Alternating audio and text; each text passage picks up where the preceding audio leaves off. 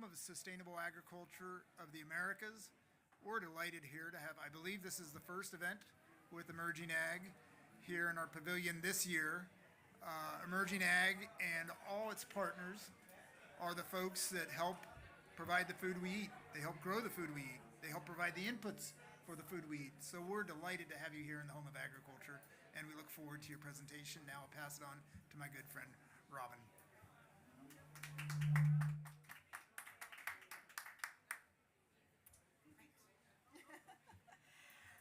Welcome, everyone. My name is Robin Anderson. It's my pleasure as president of Emerging Ag to welcome you all to one of these early first events on agriculture and food. But we have heard a lot already this COP about the importance of agriculture and food. And Justin and I were just reflecting on years ago when there was only one event at a COP on agriculture and food, and about 25 people attended, and that was it for the whole 2 weeks. And now here we are in a situation where agriculture and food are at the top of the agenda, and the Emirati government has provided so much leadership in getting the declaration done and 134 countries signing on, and now it will fall to the work of all of us to make that concrete. So today we have a great set of panelists. We're actually going to do 2 mini panels as we go to talk about some of these issues. So today I'm very honored to have Justin Peretson, Head of Sustainability and Partnerships for Novozymes, with us, and a TCN board member. We have Michelle Nutting from Nutrien. Michelle is an expert on a lot of the soils and regenerative work that's going on right now. And very importantly, we have a farmer on the panel, Enrico Parisi, who is from he's a national leader in Calderetti and the World Farmers Organization. And as I am also from a farm, we're pretty excited to have the people who actually do the growing part be part of this discussion. So without further ado, we're going to pop right into this. And I'd like to kick off by talking a little bit with Michelle. We'll throw you a first question, Michelle. And I think in particular, we want to really touch on, how you feel that we're going to actually get to the concrete outcomes in all of this. And, a little introduction about what you're doing in the context of Nutrien, but how do we actually start to create a prominent position about leadership in the input sector, about actually setting up agriculture for success right from the start. Over to you.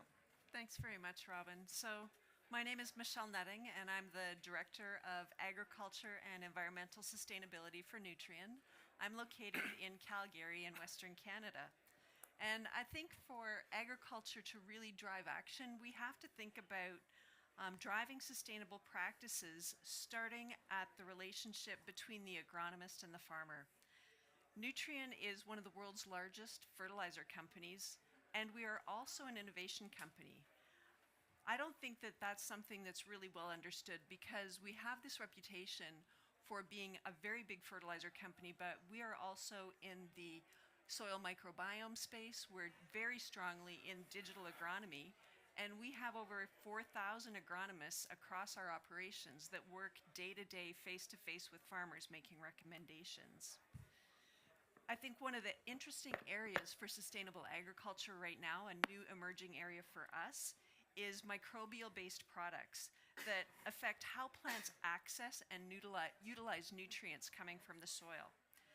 Farms have incredibly unpredictable environments right now, so we're really innovating for sustainability, and we're focusing our innovations on solutions that strengthen global food security, that advance climate-smart agricultural practices, and also that enhance our technological capabilities. Those capabilities are important because we have to measure what we do, and we have to measure the economic as well as the environmental performance in order to be really credible and have a change in sustainability practices. Farmers want to know, if they make a change, what does this mean to them in terms of profitability and yield? How can they use that information for better decision making and better outcomes for their farm as a whole? I would say for us, crop production management is climate smart when we reduce greenhouse gas emissions and when we increase biomass productivity and the ability to retain that biomass in the soil over time. Those are two key mechanisms in agriculture for driving down greenhouse gas emissions. And I think a couple of maybe key products as we lean into sustainability, we have to start with good agricultural management practices as the base. A good product is not a substitute for good practice, but a good product enhances good practice and solves some of the problems that we can't solve just with good management alone. So a few examples would be nitrification and urease inhibitors and slow-release nitrogen products like environmentally smart nitrogen. And those kinds of products reduce greenhouse gas emissions as well as affecting the amount of nitrogen that's in the soil and potentially available for loss by leaching. So we're looking at both the biodiversity water benefits as well as greenhouse gas benefits from products like that. And I think, finally I'd like to say, looking at those technological capabilities, that farm data management system. Farm data management systems have been around for a while, but they've usually produced information that helps farmers assess yield on their farms. And we've been through a big evolution now where we're adding metrics for sustainability so that in addition to that productivity, we're also seeing what are the greenhouse gas emissions, what's the soil nutrient use efficiency, what's the water use efficiency. And I think leaning into sustainability this way is really going to be something that transforms and drives agriculture into the future. Fantastic. And then very quickly, as we think about what was in the declaration yesterday, the Emirati Declaration, we definitely heard about the importance of innovation to help bridge some of this gap. What also do you think is going to be happening right now in the SSJW? Because literally as we speak, there are negotiators in the room talking about the joint work that follows after Sharm el-Sheikh on the agriculture discussion. What are your thoughts? So I had a look at the SSJW, and it calls for addressing challenges in a holistic and inclusive manner. And Nutrien calls this a whole acre approach. We think about farms from the perspective of crop rotation, and then we look at all those linkages between soil health and water management and the optimal use of all of the nutrients that are available to a farm in order to drive those kinds of outcomes that the SSJW is talking about. So to me, it's interesting to hear it in a policy perspective from SSJW because I think about it from the crop rotation perspective and always think about it in terms of managing the whole farm for those outcomes that the SSJW is looking for. Fantastic. Well, thank you so much, Michelle. And maybe we can leap off to a discussion with Justin a little bit because another part of that input side, so the start of the chain that's feeding into the work that Enrico does, but Novozymes does a lot of very innovative work on soils, on anaerobic digestion. But you are also a leader in public-private partnership and the work that you're doing at CTCN. Can you tell us a little bit about what CTCN is doing on food security? Great. Thanks, Robin. Maybe I should just say a couple words on what Novozymes is as well. If you live in Denmark, everyone knows a company that starts with Novo because most of you probably know Big Brother. That's Novo Nordisk, the diabetes, insulin, and diet drug company. We're the little one. But what we do is enzymes and microorganisms, so basically biocatalysts. You can use them in around 40 different industries around the world, so that's everything from textiles to laundry detergent, but to the point Robin is making, very much the entire farm to fork agriculture value chain. So what's just been said, brilliant, love it, because that's also the kind of stuff that we focus in on. Everything from soil enhancement, because it's not just a yield game anymore, it's a sustainability game, especially for the farmer. So we would then look at how you basically improve crop yield, nitrogen fixation, and also in that sense, considering the sustainability aspects of this and trying to measure that in something that also resonates in this universe as well. So for example, we've done some life cycle assessment on some of our projects. You can take an acre of US corn, and if you apply some of our solutions, you can reduce the CO2 footprint of that ton of corn by about 15%. So these are real-term savings for a farmer who can then start thinking about a carbon market. That's a very different way of thinking about agriculture than you would have done previously. What Robin has actually asked me to talk about right now is something else that we're involved with, because partnership, I think, is key to Novozymes business, because at the end of the day, we're a business-to-business biotech supply chain company that works on processes and engineering. So partnership is literally in the DNA of the company because we can't run it without partnership. But we're also very conscious, particularly in this space, that it's not just and I hate this expression, but I'm going to have to use it, a global north agenda, because farmers are everywhere. So we will, of course, look at so-called industrial ag, but we'll also look at agriculture in emerging markets, smallholder farmers, etc. So I'm quite fortunate because there's something called the United Nations Climate Center Technology and Network, which is part of the technology mechanism. I'm starting to sound like a climate nerd. Have I lost everybody? No, we're okay. What that does is it looks at the global south and says, okay, what needs do you have? How do we go about looking at technical assistance and making sure that technical assistance is not just stuck in a document, but becomes a catalyzer to then bring in financing from development banks, private sector, donor countries. And one of the key areas under the New Work Programme is this nexus between food, water, and energy. So that really is one of the key areas that we're going to drive. It's relatively new. I would also say it's relatively new to actually get that level of collaboration between parts of the UN. There are some projects that are currently in the works. One that I'm really crossing my fingers for is actually in West Africa. It's 8 countries looking at a number of crops, particularly things like cocoa, and then applying practically everything that's just been said to my left. So looking at digitization, how do you actually apply that in a context for a farmer in the global south, right? So weather systems, soil predictability, climate resilience in terms of actually how you get products moving. The other thing I think is we really need to start thinking differently in this universe around what climate smart regenerative ag actually is. Because when you start looking at insurance, a lot of insurance companies are now saying, well, okay, if we go in at the early stages, we can actually help underwrite some of this climate unpredictability that we're now seeing and actually get money into the pocket of the farmer. So if we can get that money into the farmer's pocket before they plant the seeds and they're sure that there's actually cash in the bank, it levels out their standard of living as well. So I think there's a number of elements on the table here. Robin probably knows me. I've had about 8 coffees today because this is my 3rd day at COP. So maybe I should stop there for the minute. Well, you talked about cocoa, but you didn't talk about coffee as potentially one of Yeah. those crops. But both are important to keep us all running through the craziness of COP. So just to follow up on that a little bit, if you think about some of those examples in a Latin American context, I certainly have seen some great examples where we've seen, farmers adopt weather technology, pest prediction technology on their farms, and then some of that next generation technology going into indigenous communities to help them manage their land footprint as well. And I think that's such a powerful example of seeing public-private partnerships. You have been at Novozymes at the cutting edge, and you personally, Justin, at the cutting edge of public-private partnerships in this space for longest. Mm-hmm. What are a couple of other examples that you have seen?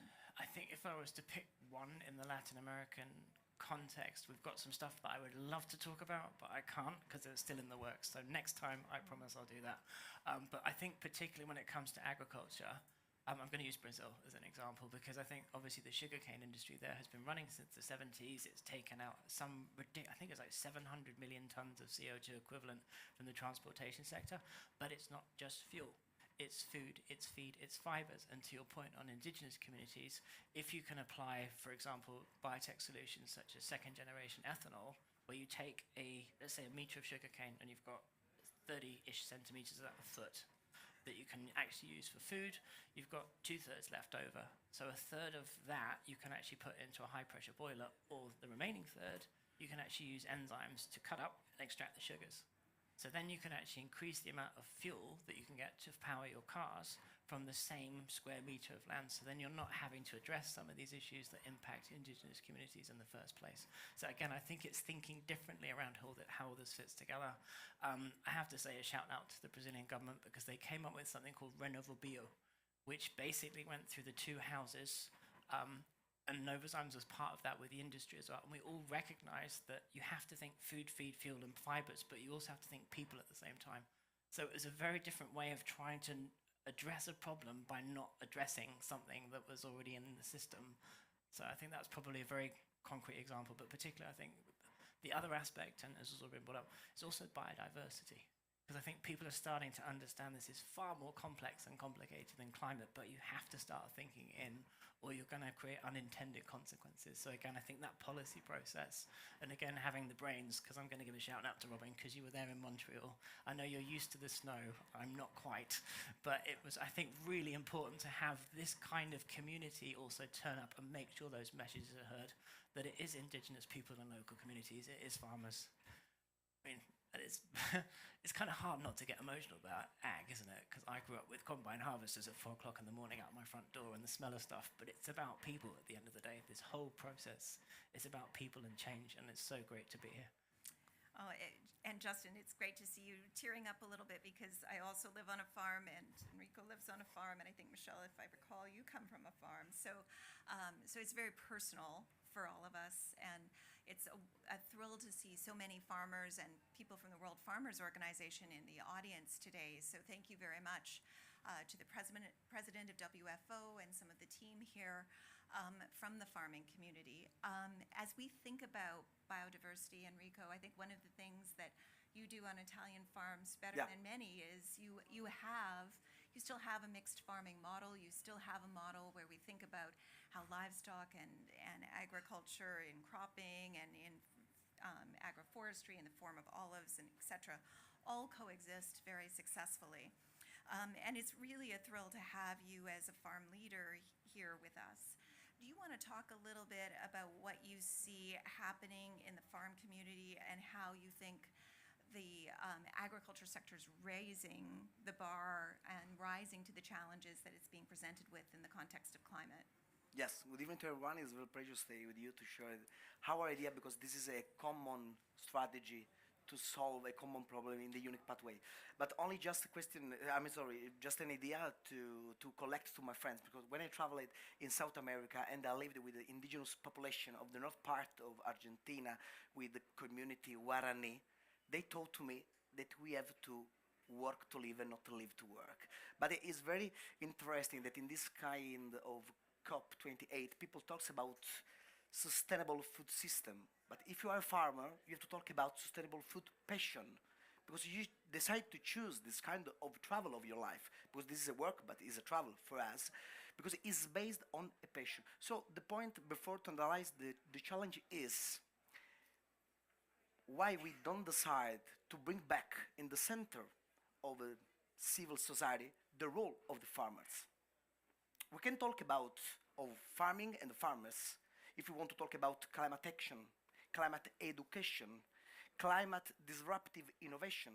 Because as WFO and Coldiretti, for example, we have 3 pillars. We have a foundation that is called the Campagna Amica Foundation, that is a cluster where we put in the middle farmers and consumers to reduce the distance between these 2 kind of actors of our society, because we can reduce the pollution, because we reduce the transportation, because we sell directly our products. But we also provide information to the consumers to understand the concept of seasonality of food. We can't eat what you want wherever and ever, in same kind, in every place of the world. It's very interesting to analyze the organic cycle of the nature. You know that if you are a farmer, for example, you can produce all and each and every month the same product in the same manner with the same standard of quality. You have to have the passion to put in your 1 hectare of olive tree, for example, because I'm a producer of olive oil, to analyze your olive trees. So the very nice thing of the agriculture that is imperfect, our model. But we can start by the kids. We can start by the primary school to teach them the holistic approach of the farmers and in general of the agriculture sector. Also because with byproduct, we can produce biomethane, we can produce biogas, we can produce biofuel. So we have some kind of alternative that in this moment, in this historical moment, is changing our economic system, because it is becoming a circular economic system.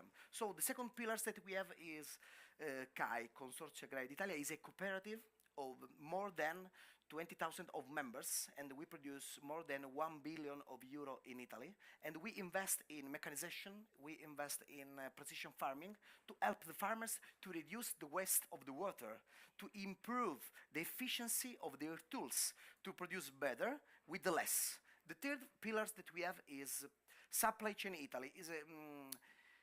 Is an enterprise that born under Coldiretti umbrella. With this kind of cluster, and it's important to underline the last pillar, the last idea of our strategy, we follow a win-win strategy because we are starting to export in Africa, this Italian business model, okay, to improve the quality of the work of the population of Africa, to exporting our technologies, mechanization, our idea of also phytosanitary regulation to avoid the problem of social dumping, to avoid the problem to import, for example, in Europe, product that are respecting other kind of rules. So this is the way to combat, for example, the unfair competition and to check the safe quality of the product that we import in Europe. So the point is, when we will decide to put in the center of our dialogue the role of the farmers, because if we will not to produce food, we will not to eat. I don't know how many people in this kind of room or in general in the COP28 work directly with nature, but for us it's important to change the paradigm. So, to conclude, I think that it's very important to analyze the problem of the climate change, but probably this is the moment to talk about cultural change. This is not economically problem. This is not only environmental problem. This is a cultural problem. We always talk about sustainability in terms of environmental sustainability, social responsibility. This is true, but we have also to talk about profitability. Because if we will lose the profitability, we will lose the farmers. So the farmers don't represent the future. This is the moment to understand that the farmers represent the present. And the later is too late. And this is it's important to start in the new cultural paradigm. Tomorrow is tomorrow, but today is important to analyze and to underline the role, the social role of the farmers in all level of our society. With children, with the people that have problem of Down syndrome, for example. With all categories, farmers is the center of our idea of life. Because you can, for example, help people to grow in our soul when you touch leaves of a trees. So it's important to understand that when you talk about farming in general, we don't talk about small parties of people that work with the nature to love. No, it's important. It's important because we grow life and we export a model based on quality of work and also food. Thanks. Well, and how passionately said, and I love the notion that farmers are the stewards of today for our land and not just the future. So with that, I'm going to ask our lovely audience if there are any questions for this first round of our panel, and then we'll be calling up a few other experts for a next round. But while we're getting a couple of hands up, and I'll watch for a few names, a few hands, but Enrico, just a follow-up question. In terms of scaling up, how do we scale up that centrality of farmers in the climate negotiations? Okay, I think, in my opinion, that we have to help local indigenous community, in general, at all levels in the world, to understand their impact on the nature. But we have to provide them to the tools to face this problem. So, probably, I think that in all the government of the world, at national level, but also European level, this is the moment to open the new negotiation table to analyze the needs of the farmers. This is the idea, this is the key. Without understanding the needs of the farmers, we can analyze the impact of them. Stop. Yeah, no, I think that's a great observation, is that we really have to think about how this works at actually a field scale, how this actually works to deliver food to people. And it's not an abstraction. It is a process, as you said, that is seasonal, that in the case of Canada and some parts of the Americas is only one season between winter and then the next growing season. So sometimes annual, some parts of the world 2 or 3 times a year. But there's a very finite number of times you get this right. So I love that point. Do we have a first question from the audience? Otherwise, Robin, I can maybe just follow up on that. You bet. I think particularly when it comes to the climate negotiations, often they end up in silos. And actually, on the way over, I was with a colleague of mine, and she was bouncing between side events. And she said, "No, I sometimes end up in side events that I had no idea were going to be relevant, but actually turned out to be really important." And the reason I use that analogy is that this morning I was out with Fabio, who's over there, with our colleagues from IETA, who are on this side of the room. And it's the connection, I think, between carbon markets, carbon pricing, and agriculture that's one of the examples that you're actually pointing at in this conversation. Absolutely, let's get the farmers, get the observer groups into the right conversations, because sometimes they're just not in there, because a lot of the time they actually have the solutions that the negotiators are actually looking for. But let's also think about this in terms of new business models. So you take, sorry, this is real climate nerdy stuff, Article 6.8. So it's the mechanism in terms of getting markets to move in terms of valuing carbon and realizing that that carbon may exist in 2 different parts of the world in 2 different forms. We have one country that's looking to basically adjust its losses and profits and all the rest of it. And then you've got, for example, Switzerland and Ghana that are talking about using ag as a mechanism to actually do that in real life. I mean, I was sat in conversations on this with a couple of the development banks, and they hadn't even thought about left-hand agriculture and right-hand carbon markets 2 years ago, and the light bulb just starts going off. It's like, hang on a minute, there's something in this. So again, I think thinking differently rather than thinking in silos when you come to this space is another way of looking at it as well. I love that. And I think that one of the opportunities is how are we capturing soil carbon sequestration in some of these calculations, because agriculture has that rare opportunity to have agroforestry, to have soil carbon sequestration. Michelle, a quick question on the regenerative discussion. Is that a place where we're going to see farmers at the center? Do you think that that discussion that was such a big element yesterday might be farmer-centric, or do you think it's going to be bigger operations sort of driving that?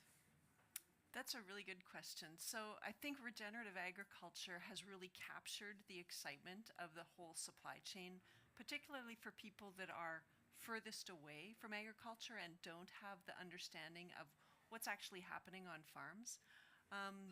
There's a lot of opportunity for action and opportunity to shape the regenerative agriculture discussion, I think, globally, which means there's got to be specific context. It's going to be different in different farming systems in terms of what regenerative practices are.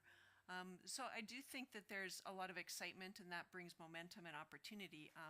But I would like to kind of dive in on the last discussion just for a moment. Agriculture is so unique because we've been talking about carbon and climate, and we have this thing that's carbon in one silo, and agriculture is unique because biodiversity is part of the carbon benefit. When we are doing programs to reduce greenhouse gas emissions, improve soil carbon sequestration, we're improving soil health, a regenerative practice, soil health improvement, and that's leading to biodiversity benefits in terms of water, land use optimization. No other industry has that, and I think we forget how unique agriculture is in being able to deliver both biodiversity and carbon benefits, and that's probably an important point of discussion or consideration in the policy discussions. Is agriculture really leverages both, and we need to find a way to drive both together. I love that. Enrico. Can I add something? To start from the first part of the title of the conference today is Harmonizing Climate Efforts. Okay, the point is, how can harmonize the climate efforts if, for example, I have produced one kind of product with another kind of phytosanitary regulation, so I can't use one kind of pesticides if another part of the world people can use. So we have to start to understand the role of the farmers, because the farmers is the first people that can safeguard the heritage of the country, the tradition, the language, the food. and the idea of the new value chain, not only supply or the economic chain, but value chain. So I think I'm agree with you that the unique role of the, in generally, of the farming, of the agriculture in general, is the idea to create a model that we can give to the other people in the future. In this kind of sense, the farmers are the future, because can create the basis to create a new world in the new idea for the new products for all kind of people. But we have to start to reduce the waste of the water and the waste of food, because in my opinion, today we are not ready to understand that the future of the food is lab-grown meat or lab-grown food. Can be represent an idea of the world, but we have to analyze based on scientific approach the impact and the effect. But if we will lose, you can imagine all the farmers in the north part of the mountain in Italy, but it's the same in other kind of France or Europe or in the world, will be a problem, because we will lose not only the production of some kind of product in the mountain, but also the tradition that this and the heritage, the safeguarding of the heritage of the landscape of this kind of countries. So we are not talking about only of food. When we talk about harmonizing climate effort, we talk about the new legal framework, the new legal idea to harmonize the disciplinary, so the phytosanitary regulation in the world at all kind of level.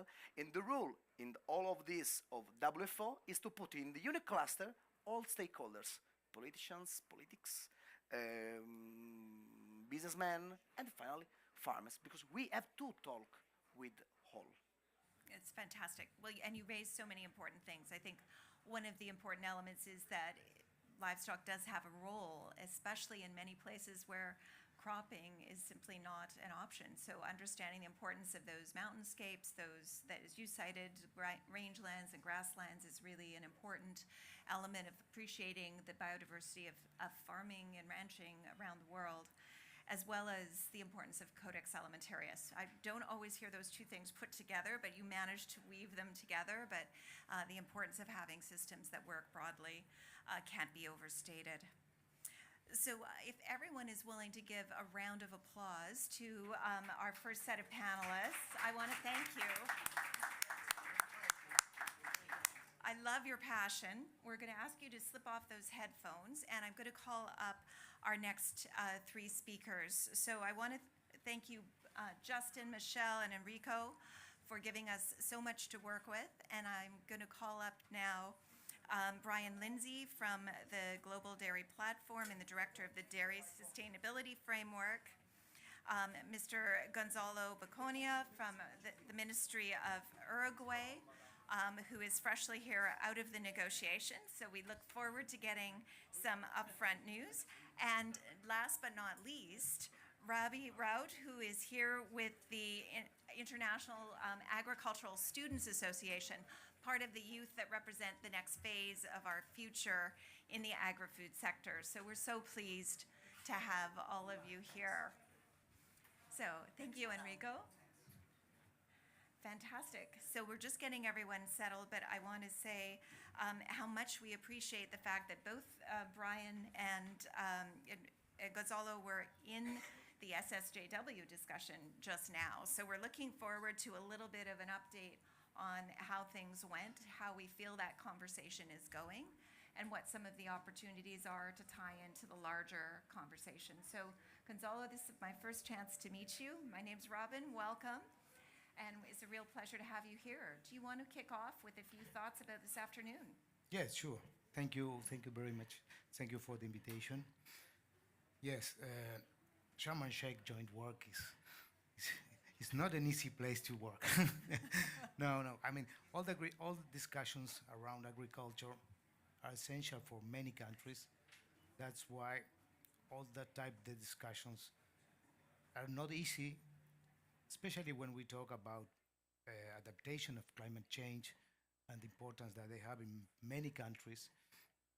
And what I mean, we cannot forget that this process of Sharm el Sheikh joint work is after the Coronibia joint work. That was a lot of different type of workshops related to agriculture implementation actions of climate change. And of course, when we make the summary of all that process of Coronivia, we find out if we want more implementations, we need more means of implementations, because implementation is is not an easy word to analyze, because in more cases we have a lot of gaps of information. In some other, we need more capacities, and in all of them, most of them, they need finance to make actions in the ground. So that's why they become not an easy issue to discuss, especially when we talk about make finances of actions in the ground. So that's why it becomes a discussion about what we mean of means of implementations, what the countries needs, which are the barriers that the country has now to implement more actions.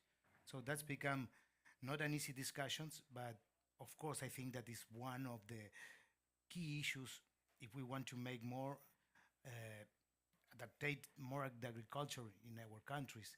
I think that under the convention is the place where all the countries have a voice. Otherwise, if we use another type of financing actions, it becomes worse for the countries because they take in most cases loans to make actions in the countries. So that's why all developing countries really believe in this process of Sharm el Sheikh, because under the convention we still have a voice to put the things in practice. Excellent. Do you think that finance question, in light of the announcements about the new loss and damage fund, that there's some potential that we could see the work going on in Sharm el Sheikh Joint Work Program get funding through mechanisms like loss and damage and Green Climate Fund? It's a difficult question because I think that loss and damage is focused on people that is suffering more. So I'm not sure that most of that investment that or funds that appear in the first date of the COP could be focused on agriculture. But of course, we have different mechanisms of the green funds or the GCF. So we have a lot of mechanisms inside the conventions that, of course, they need money after to put in practice. But what we are concerned about that process is the time that they took to put the action in the ground. Most of the cases, to develop a project in agriculture, you spend about 3 years. And sometimes 3 years is too much time, especially in farmers that they are suffering about climate change. So I think that the process of Sharm el Sheikh could have a good dialogue between countries and all the finance mechanisms under the convention. Excellent. Well, we really appreciate the leadership Uruguay is showing in this process, and indeed we see agriculture really lagging behind in getting agriculture and food funding through GCF and other projects. But when 40%, FAO just released a report, 40% of the frontline loss and damage is occurring in the agriculture sector. Maybe we need to be speaking out as an agri-food industry, saying that those resources, small though they are still, need to be focused on agriculture. So we're not in the situation that we've been with GCF and some of the other finance mechanisms being so late to come to the agriculture part of the stream. So maybe we need to stake out some space. Just a provocative thought there from the moderator, being a bit political myself on that one. Let's slide over to Brian Lindsay. Brian, you've also just come from the negotiations. What did you see this afternoon? Not a lot of progress. He's such a diplomat. I mean, I'm private sector and I get frustrated in these meetings. That's why they don't let me speak much. But yeah, look, my problem is, just as Gonzalo said, it takes time to get a project in place. But then we're dealing with biological systems. We cannot switch and change things overnight. So when you've got the project, the time lag between seeing the implementation and then the results of that project is so long. So we haven't got time. I absolutely agree with you. We haven't got time to wait. Agriculture can be part of the solution. It is the first place where climate change is hitting as well. So farmers need to adapt their farming systems, but as well as plan ahead and having the guidance. You know, a program we're doing in dairy at the moment is called Pathways to Dairy Net Zero. And what we're doing is trying to help farmers focus on the right things. No farmer will thank you, come back in 6 months and say, well, we asked you to do this, but actually you should be doing this. So how can we guide the farming community in the right needs for their unique situations, but at the same time, how can we give them the finance to help them do that, focusing on the right things with quantifiable impact? So yeah, I get frustrated in these meetings because the private sector gets the finger pointed at them, you've got to do more, you've got to do more. But what I'm seeing is the political parties sort of slowing our progress, and it's, you know, we all want the same outcome, absolutely, and we need the same outcome. We just need to try and find a way to move faster forward. Well, absolutely. And you mentioned Pathways to Dairy Net Zero. You work extensively on that project. How are you finding the collaboration, not only with the political actors, but the collaboration on the ground across the dairy value chain working on that project? It's essential.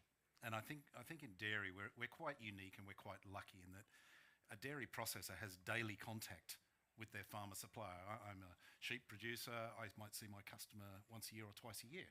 Whereas dairy, you have that daily contact. You can build that relationship, you can build a program that actually enhances change, and you can put a program in place to quantify the impact. So the collaboration in the dairy value chain is essential. You cannot just work on one area and not others. You've got to work through the whole value chain. We've got another project called DNA in Africa. Dairy nourishes Africa. It looks about the whole value chain, about how do we get nutrition to the community, but actually it works at every level to enable dairy nutrition to get to the consumer, but also supports each level of the value chain to be successful as well. You need successful value chains to make sure these things can have an impact. You can't just work at one. Absolutely, especially if you want a future for young people in the sector. So Robbie, if we've got you as the representative of youth in the form of the International Agricultural Students Association, do you feel like young people are seeing a future in agriculture and food these days? Okay, thank you. So hello everyone. It's been an honor for me to be here as a young Nepalese as well as the president of International Association of Students in Agricultural Sciences and Related Science, the biggest student network now. So I just want to give the brief history of my organization. Our association has a 65-year long history. As you all know that after Second World War, the world was suffering from different issues, and at that time, the youth from different backgrounds, called agriculture background, veterinary background, medicine background, just get together and just think about to work on international common platform. So in 1957, in Tunisia, the youth from 20 countries just gathers and form one association called EOS. At that time, we were present only in 8 countries from the Europe and Africa. But now we are present in 55 countries, connecting 10,000 plus students in more than 123 universities. So I can say that as you ask me as a student and a young mind, we are quite unsatisfied with the things that in these things like that. We always demand should be proper transparency in every work. So, yeah, we are the youth groups, we are the young minds, and we have come.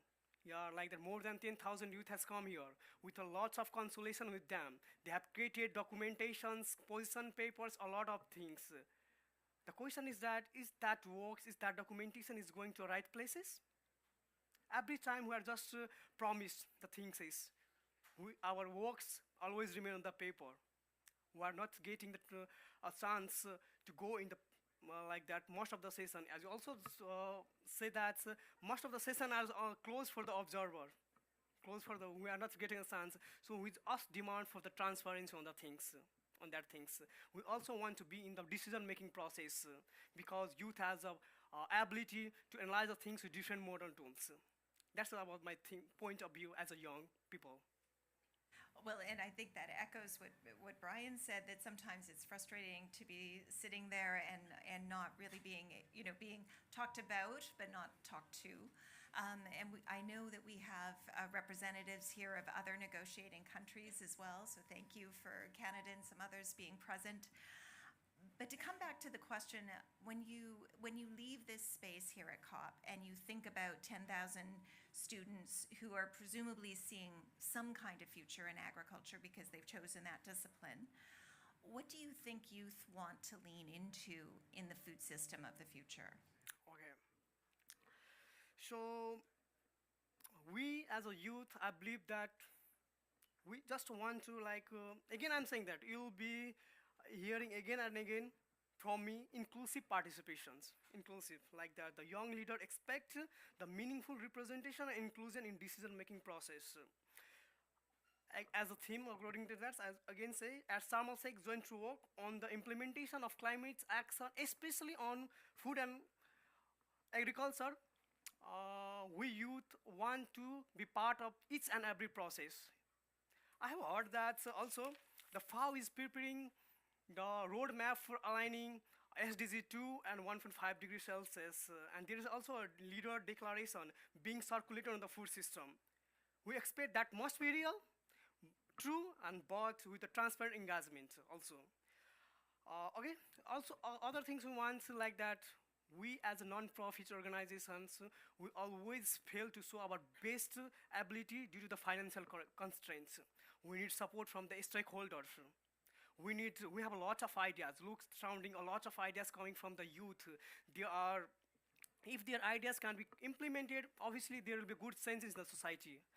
So for that, we need the collaborative effort from a stakeholder, from UN bodies, from government, from private sector, from everyone. So we have to work together, hands to hands for that. And other thing, which is very much important, that recognition of the youth-led climate action. So we are not here for only to speak. We are here for so that our voice can be heard. We don't want to be always neglected. So a lot of youth-led projects are coming, but one organization, one private sector just invested in them for only 6 months. After 6 months, they just again stop due to lack of mentorship, due to lack of government support. These are also things. So I suggest everyone like that there should be a proper regulation on the policies for the peoples. In most of the region, our organization is present in every 5 regions: Europe, America, Asia, MENA regions, and we just feel that the policy on the agricultures are different, so that people are also suffering on that. Youth are not getting chance to go in the decision-making process, and some of the decisions are always tends to be against us, which are not happy for us from the things. That's the things. So we heard about harmonization on the prior panel as well, and the need for more accessibility of finance was touched on. I am happy to take questions from the audience, so just signal if you're interested in throwing a question to the panel. But in the interim, I'm just going to go back to Uruguay and talk a little bit about this question of how do non-state actors participate in this discussion? We realize from the formal negotiating perspective it is member states, but what are the soft ways that the people who actually grow food? On the prior panel, we had people who were also from the farming sector. How do we get them into this conversation in a way that might not be formal negotiation, but it feels more meaningful than what's happening right now? Yes, it's a good question. It's not easy to do it, but I mean, I think that first of all, we need to think that we need to have the science our side. If we need to put actions in the ground, we need the science our side. That's the first issue that we have. Second one is that how we can find out how we can achieve increase of efficiency in our systems. I mean, Uruguay is at least in this moment 0.03% of the global emissions. So it's insignificant around the world, but not enough for putting practical things to reduce that. So because we are part of the global of the world. So that's why in our NDCs, we've been ambitious in our emissions. You know that Uruguay is an agriculture country, that most of the emissions are coming from a follow sector, and probably 73%. And from then, most that the half of the emissions, 90% of that are coming from livestock. So it's a huge percent of our emissions coming of methane and nitrous oxide. That's why in our NDCs, our goal was to stabilize the emissions of methane, but increase production at the same level of methane emissions. That means that in a world that is suffering for food security, we need to keep on working on production for the world, but in a sustainable way. So that's why we put our goals related to the intensity of emissions. We increase our goal from 1990, 32% to 2025 to reductions, and for 2030 in about 36%, 35%. That's our NDCs. So we need to keep on working in the efficiency of the systems. We know that we have already good science that realize that we have a process of win-win if we increase the efficiency of the systems and increase the production at the same level of methane emissions. And for that, we need more capacity in the farmers. So that's why our programs, we are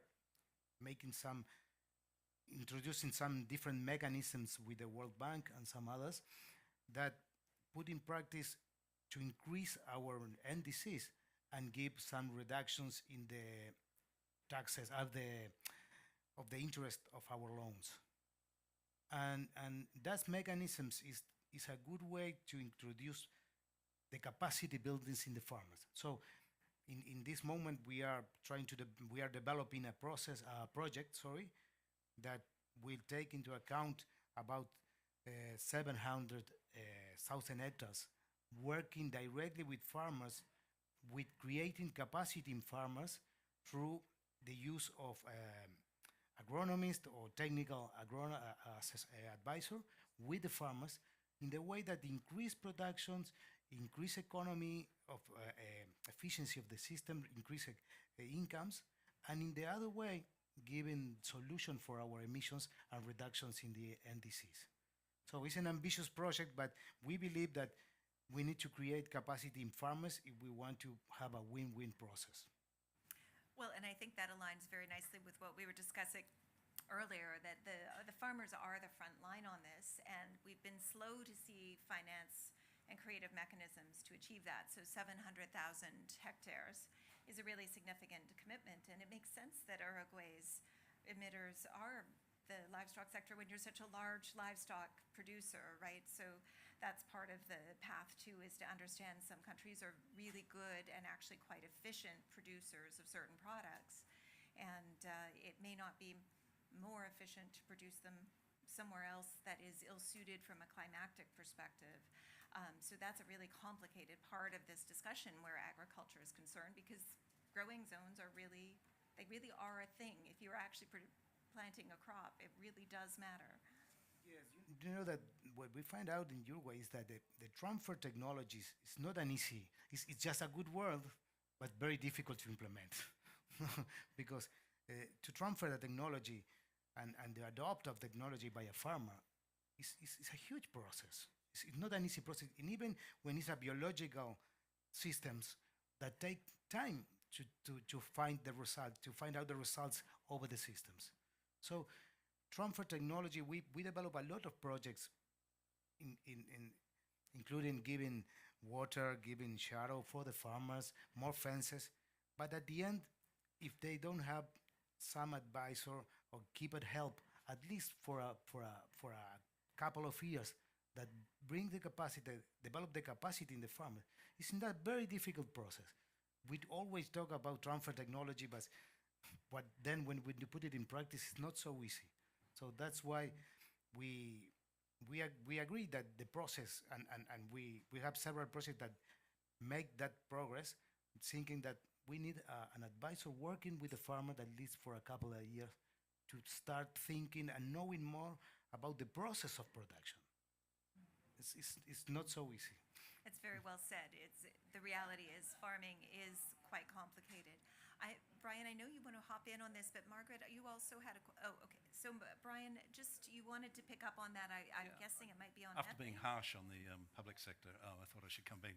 Look, we've worked with Uruguay in the dairy sector. We've done a project before looking at livestock health and how that impacts greenhouse gas emissions. We've done that collectively with the government.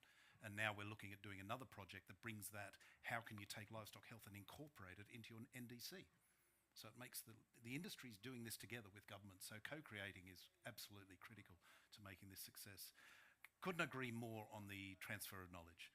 Farmers are tangible people. They might not have been doing something or they might have been doing something the same way for 50 odd years. It may not be perfect, but they've survived. And I think what we like to do is see another farmer's done it and survived. And I couldn't agree more in terms of it's about a confidence building thing.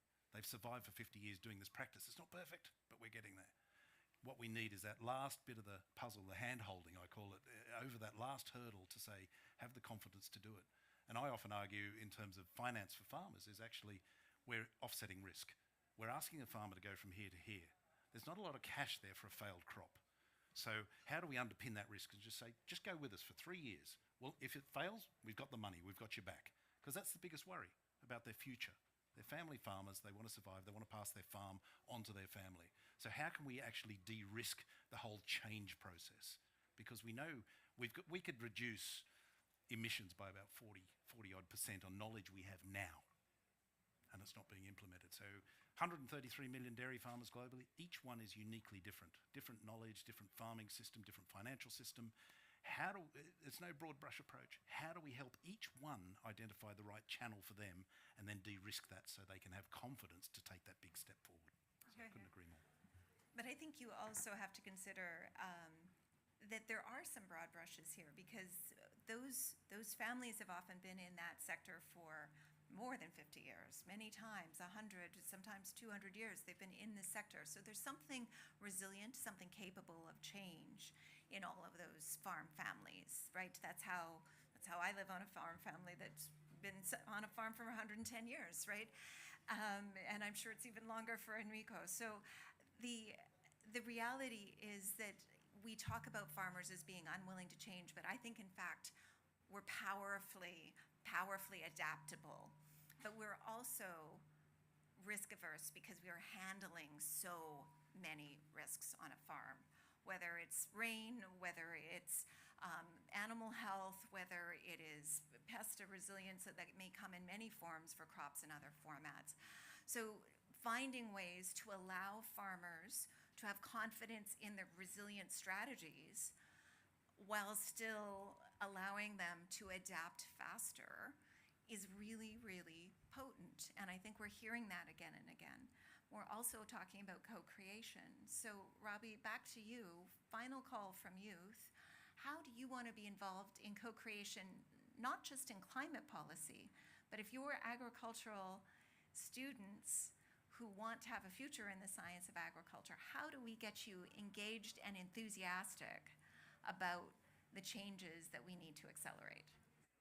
Okay, so again, like that, we always prepare lots of documents, we always prepare lots of position papers, and sometimes our position paper doesn't go on the right places, then we just feel that demotivated. So I think so there should be eliminated such cases. So if we work something on the paper, we work something on that, we should be appreciated on that, and we should be recognized by the authority, concerned authority. And also on the things, I feel that there is a gap between the government power and the student power. Suppose like that in most of the country, I feel that there is not allow of the establishment of a student association in most of the country. I feel that I would not like to point out that country, but that should not, actually this is not a good policy that not establish the student association, because if you do not get a chance to advocate ourselves, we cannot get into our good career fields. And if we cannot go to a good career field, that we cannot deliver our good for the country. So we want to be recognized by the government. That's my final things to everyone. We have to recognize by the government. We are stronger together than we are apart, no question about it. And here we are with government, private sector, and youth all together, farmers, the input sector, and in fact, the part of that larger value chain, as Justin mentioned. So with that, we're going to wrap up and let you enjoy the rest of your evening in Dubai. I hope everyone's settling in well here, and that you're going to enjoy some great food and hosting. And we remember the farmers that helped create that food for you, and the entire system and the ecosystem around it, and how important it is to delivering, as we heard today, not just our nourishment, but also our biodiverse, our climate smart, our wise systems of heritage and also technology and future. Thank you, Michelle. Thank you, Justin. Thank you, Gonzalo. Thank you, Ruby and Lindsay and Enrico for having that voice of farmers here. And many thanks to our hosts here at IECA, Lloyd, Margaret, Kelly. You've been amazing to work with, and we really appreciate all the leadership that comes out of IECA on a future of a food system that is better for everyone, not just in the Americas, but around the world. Thank you so much.